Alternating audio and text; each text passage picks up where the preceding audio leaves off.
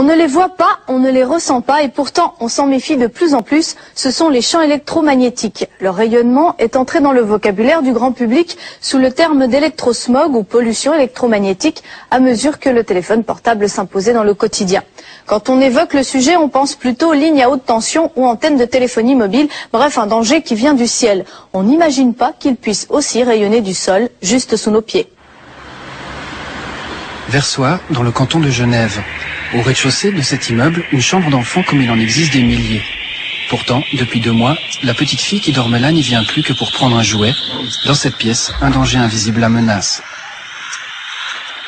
Le 8 novembre, un vendredi, une personne des SI, des services industriels, est venue chez nous pour faire des mesures. On ne savait pas de quoi il s'agissait exactement. Et cette personne a expliqué à mon mari qui était présent que nous avions une cabine de transformation de quartier sous 2 des chambres. En emménageant 3 ans plus tôt, la famille Caldwell-Stossic n'avait pas prêté attention à la porte qui se trouvait juste sous la fenêtre de la chambre à coucher. Elle n'imaginait pas que derrière cette porte se trouvaient 2 transformateurs de quartier.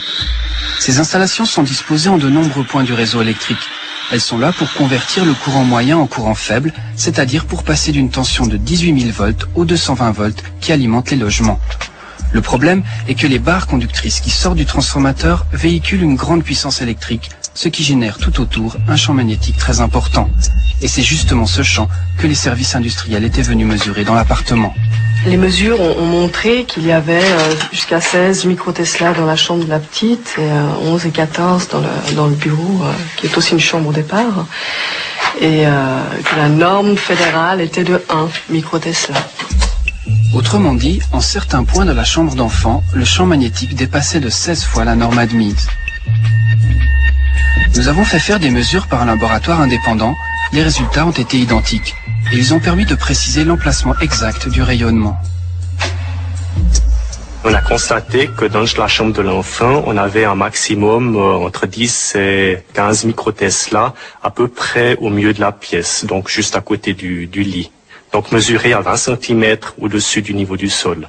C'est des valeurs qu'on retrouve typiquement dans l'industrie. Chaque fois on utilise des machines avec des gros moteurs, on le retrouve aussi typiquement dans l'environnement chemin de fer électrique, en tout cas dans les véhicules, locomotives ou autres, on a des valeurs de ce type-là. Plus on est proche de ce courant, plus le champ sera élevé. Donc le fait de passer au plafond avec ce câblage basse tension fera qu'on sera tout près du plancher de l'étage supérieur. Donc on aura un champ magnétique important.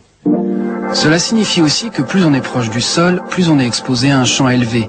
Et malheureusement, c'est précisément le cas des enfants. Eléa a 2 ans et demi et jusqu'au mois de novembre dernier, elle a passé une grande partie de son existence dans un champ électromagnétique intense. Notre fille, Eléa, donc dormait à même le sol sur un sommier et sur un matelas, et en fait se trouvait en plein dans le champ électromagnétique.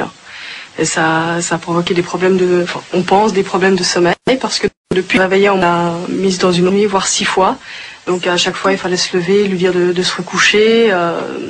On a toujours pensé que c'était un problème de discipline. Et vraisemblablement, c'est pas ça, puisque depuis qu'elle dort ailleurs, ça va très bien. Actuellement, Eléa est en bonne santé. Même si elle présente des carences en fer et une faiblesse immunitaire, rien ne permet de dire qu'elle aura à souffrir d'avoir été exposée au rayonnement magnétique. Mais pour ses parents, toute inquiétude n'a pas disparu. C'est nous qui avons fait des recherches pour savoir s'il y avait un risque ou pas. Et il est apparu que c'est possible, oui. Chez les enfants, ça peut déclencher, paraîtrait-il, une leucémie. Donc, voilà. On les comprend, les parents d'Eléa ne rêvent que d'une chose, déménager. Mais dans le bassin lémanique, ce n'est pas précisément la période idéale pour trouver un autre appartement. En attendant, la famille continue à payer le loyer d'un 4 pièces cuisine alors qu'elle n'occupe plus 2 des chambres. Mais surtout, les parents aimeraient bien savoir si le temps passé dans le champ électromagnétique a pu avoir des conséquences sur la santé de la petite fille et lesquelles. Nous avons aussi cherché une réponse à cette question. Tout ce qui utilise ou transporte de l'énergie électrique génère un champ électromagnétique. Cela signifie que plus la technologie électrique progresse, plus nous sommes exposés à ces rayonnements. En 2 générations, notre environnement est devenu un ensemble complexe de champs électromagnétiques, à tel point que l'on se préoccupe